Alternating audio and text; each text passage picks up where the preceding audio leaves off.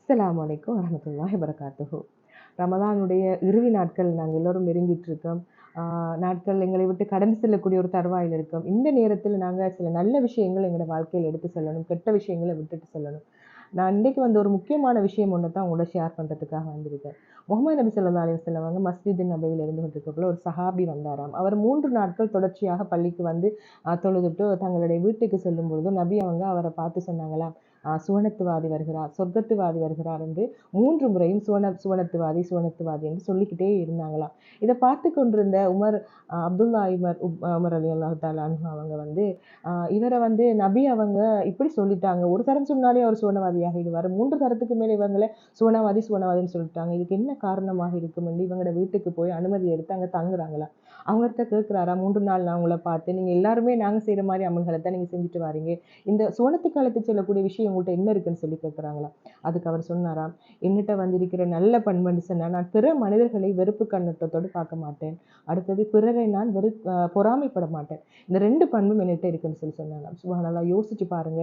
இது இந்த உலகத்தில் நாங்கள் எவ்வளவு தொழுகிறோம், ஓதுறோம், நோன்பு பிடிக்கிறோம், தான தர்மங்கள் செய்கிறோம், இப்படியான விஷயங்களை எங்களை வெளிப்படையாக நாங்கள் செய்கிற அமல்களை எடுத்து காட்டுது. ஹல்பால நாங்கள் இன்னொரு மனுஷனை பார்த்து வெறுத்து பொறாமப்படுறங்கிற விஷயம் இருக்கு. இது 2 விஷயங்களும் எங்களை சொர்க்கத்துக்கு அழைத்து செல்லுது என்று சொல்லக்கூடியதாக இருக்கிறது. அல்லாஹ் தாலா ஒரு மனிதரை பார்த்து நாங்க எப்பவுமே இவன் கெட்டவன், மோசமானவன், தப்பு செஞ்சவன் என்று சொல்றதுக்கு எங்களுக்கு அனுமதி தரல. அவர் செய்கிற தீய செயல்களை நாங்கள் தண்டிச்சு அவரை நல்ல வழியில திருத்தக்கூடிய ஒரு வாய்ப்பை எங்களுக்கு தந்திருக்கான தவிர இவர செயல்களை வச்சு இவர் மோசமானவர், இவரை ஒதுக்கி வைக்கப்படக்கூடியவர் என்று நாங்கள் யாரையுமே வெறுக்கக்கூடியவர்களாக இருக்கக்கூடாது. கடைசி கட்டத்தில் கூட அல்லாஹ் எங்களோட தக்தீரை மாற்றக்கூடியவனாக இருக்கிறார்.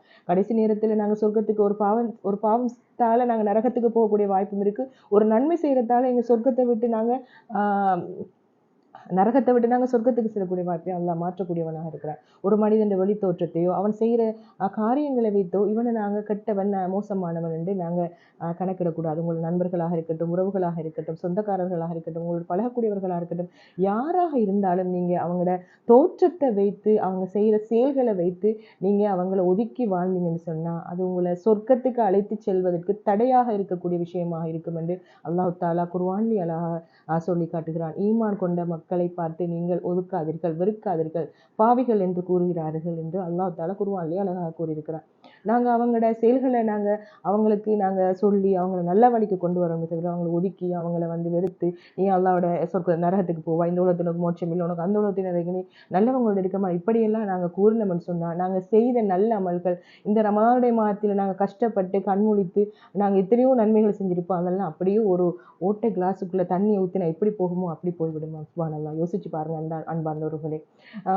உண்மைக்குமே நாங்கள் சொல்ல போனோம்னு சொன்னால் ஷைத்தான் என்ன செய்தான், அல்லாஹ் என்ன செஞ்சான், ஆதம் அலைஹி பார்த்து சஜதா செய்யுன்னு சொன்னான். அவன் சொன்னான், நான் நெருப்பால் படிக்கப்பட்டவன், அவனும் மண்ணால் படிக்கப்பட்ட, இவனுக்கு எனக்கு எவ்வளவு சம்பந்தம் இருக்கு, இவனை நான் சஜதா செய்வதான்னு சொல்லி அவன் தோற்றத்தை பார்த்து சொன்னான். உண்மைக்குமே இது ஷைத்தானுடைய பழக்கம், தோற்றத்தை பார்த்து சொல்றது. நாங்கள் உண்மைக்குமே இந்த ஷைத்தான பழக்கத்தை எங்களோட வாழ்க்கையில் எடுத்தோம் என்று சொன்னால் நாங்கள் எப்போவுமே சொர்க்கத்துக்கு நுழையக்கூடிய அந்த பாக்கியத்தை இழக்கக்கூடியவர்களாக அந்த லிஸ்டில் நாங்கள் வந்துடுவோம். அல்லாஹ் உங்களை என்னை பாதுகாத்து கொள்ள வேண்டும். அடுத்ததாக பொறாமை கொள்றது. இவர் என்னை விட ஒரு பெரிய வீடு கட்டுட்டாரு, இவர் என்னை விட பெரிய பதவியில் இருக்காரு, இவர் என்னை விட அழகா இருக்காரு, இவர் என்னை விட திறமையா இருக்காருன்னு சொல்லி நாங்கள் ஒரு மனிதரை பார்த்து பொறாமை கொள்வது. பொறாமைங்கிற விஷயம் எங்களோட மனசுக்குள்ள வந்தா எப்படி இருக்குமாம் தெரியுமா, அந்த பொறாமைங்கிற விஷயம் ஒரு விறகை எப்படி நெருப்பி எரிக்கிறோ அதே போல நாங்கள் செய்த நல்ல அமல்களை எல்லாம் அந்த பொறாமை படப்பட அந்த நல்ல அமல்கள்லாம் எரிஞ்சிட்டே போயிடுமா. சுப்ஹானல்லாஹ், யோசிச்சு பாருங்க. நாங்கள் இவ்வளோ நல்ல விஷயங்கள் செய்திருப்போம், தொழுதிருப்போம், எங்களோட உடம்புகளால் வெளிப்படையாக நாங்கள் எவ்வளோ செயல்கள் செய்தாலும் எங்களோட கல்பு சுத்தமாக இல்லை, நல்ல விஷயங்களாக இல்லை, பொறாமைப்படக்கூடியவர்களாக பிற மனிதர்களை வெறுக்கக்கூடியவர்களாக நாங்கள் இருந்தோம்னு சொன்னால் எங்களுக்கு அந்த நாங்கள் என்ன செய்தாலுமே அந்த விறகு எறிகிற மாதிரி நாங்கள் செய்த நன்மைகள் எல்லாமே எரிக்கப்பட்டு விடுமாம் என்று முஹம்மது ஸல்லல்லாஹு அலைஹி வஸல்லம் அவங்க அழகாக கூறியிருக்கிறாங்க. இந்த விஷயங்களை நாங்கள் எங்களோட வாழ்க்கையில் எடுத்து நாங்கள் யாரையுமே கெட்டவர்கள், யாரை பார்த்து நாங்கள் பொறாமப்படக்கூடியவர்களாக இருக்கக்கூடாது. நாங்கள் ஒரு விஷயத்தை அவங்களுக்கு அல்லாஹ் கொடுத்துருக்கானுண்டா அல்லாஹ் கொடுத்துருக்கான், அவருக்கு எனக்கு இந்த விஷயத்தை அல்லாஹ் வந்திருக்கான்னு நான் நினைச்சிருந்தா நான் என்னை பற்றி பெருமை கொள்ள மாட்டேன்.